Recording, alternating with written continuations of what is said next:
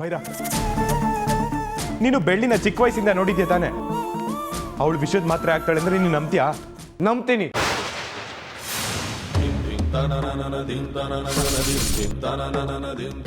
ನಂಬೋದೇನು? 100% ಅವಳೇ ಮಾಡಿರೋದು ಅಂತಾನು ನನಗೆ ಗೊತ್ತು. ಭೈರ, ಮಾವನ್ ಮನ್ಸನ್ನ ಸುಮ್ನೆ ನೋಯಿಸ್ತಿದ್ಯಾ. ಸುಮ್ನೆ ಹೋಗಿ ವಾಪಸ್ ತಗೋ ಕಂಪ್ಲೇಂಟ್ನ. ಮಾಯಾ, ಈ ವಿಷಯದಲ್ಲಿ ನೀನು ತಲೆ ಹಾಕ್ದಿರೋದೇನೆ ಒಳ್ಳೇದು. ಊರಲ್ಲಿರೋರೆಲ್ಲ ಉಪದೇಶ ಮಾಡೋದು ನನಗೆ ಇಷ್ಟ ಆಗಲ್ಲ. ನಾನ್ ಬೇರೆಯವಳಾಗೋದ್ನ ಭೈರ ನಿನ್ಗೆ? ನೀನು ಇನ್ನ ಮುತ್ತಣ್ಣನ ಜೊತೆ ನಿಶ್ಚಿತಾರ್ಥ ಆಗಿರೋದಷ್ಟೇ, ಮದ್ವೆ ಆಗಿಲ್ವಲ್ಲ. ನೀನು ಈ ಮನೆಗೆ 3ನೇ ಅವಳೆ. ಮೊದಲೇ ಅಮ್ಮನ್ ಕಳ್ಕೊಂಡು ಅನಾಥರಾಗಿದ್ದೀವಿ, ಇನ್ ಚಿಕ್ಕಮ್ಮನ್ನು ಕಳ್ಕೊಂಡು ಬೀದಿ ಬಿಕಾರಿಗಳಾಗೋ ಅಂತೀರಾ? ಎಲ್ರು ಸಾಯ್ತಾ ಹೋದ್ರೆ ಈ ಮನೇಲಿ ಇನ್ಯಾರು ಇರ್ತಾರೆ?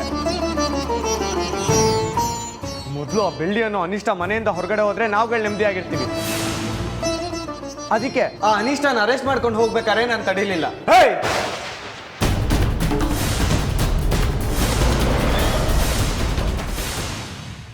ಯಾರನ್ನು ಅನಿಷ್ಟ ಅಂತಿದ್ಯಾ?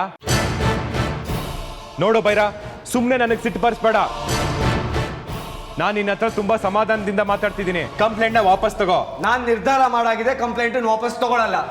ಬೈರಣ್ಣ, ಮುತ್ತಣ್ಣ, ನಿಮ್ ಕೈ ಮುಗಿತೀನಿ, ಪ್ಲೀಸ್ ಜಗಳ ಆಡ್ಬೇಡಿ. ಸಮಾಧಾನವಾಗಿ ಮಾತಾಡಿ ಡಿಸಿಷನ್ ತಗೊಳ್ಳಿ. ಇಲ್ಲ ಅಂದ್ರೆ ಮತ್ತೆ ಎಲ್ಲೆಲ್ಗೂ ಹೋಗಿ ಮುಟ್ಟುತ್ತೆ. ಎಲ್ಲಿಗೆ ಹೋಗುತ್ತೆ?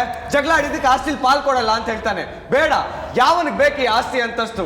ನನ್ನ ಹೆಂಡತಿ ಮಕ್ಕಳನ್ನ ನಾನೇ ದುಡ್ದು ಸಾಕೊಂತೀನಿ. ಬೈರಣ್ಣ, ಇಷ್ಟೊಂದು ಕೋಪ ಒಳ್ಳೇದಲ್ಲ. ಯಾರು ಏನೇ ಹೇಳಿ ಐಶ್ವರ್ಯ, ಬೆಳ್ಳಿಗಿಂತ ಚಿಕ್ಕಮ್ಮನ ಪ್ರಾಣನೇ ನನಗೆ ಮುಖ್ಯ. ಬೆಳ್ಳಿ ವಾಪಸ್ ಬರ್ತಾಳೋ ಇಲ್ವೋ, ಚಿಕ್ಕಮ್ಮ ವಾಪಸ್ ಬರಬೇಕು. ಅದಕ್ಕೆ ನಾನು ಏನ್ ಬೇಕಾದ್ರೂ ಮಾಡ್ತೀನಿ.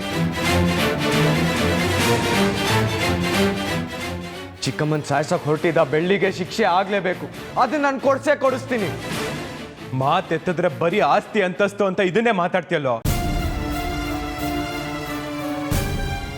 ನಿನಗಿದ್ ಬಿಟ್ರೆ ಬೇರೆ ವಿಷಯನೇ ಬರಲ್ವಾ? ಇಷ್ಟು ದಿನ ಇರೋ ಬರೋ ಕೆಲ್ಸನೆಲ್ಲ ಮಾಡಿಸ್ಕೊಂಡು ಈಗ ಜೈಲಿಗೆ ಕಳ್ಸಿದ್ಯಲ್ಲ, ಅವಳನ್ನ ಅಲ್ಲೇ ಕೊಳೆಯೋದಕ್ಕೆ ಬಿಡ್ತೀನಿ ಅನ್ಕೊಂಡಿದ್ಯಾ? ಇಲ್ಲ,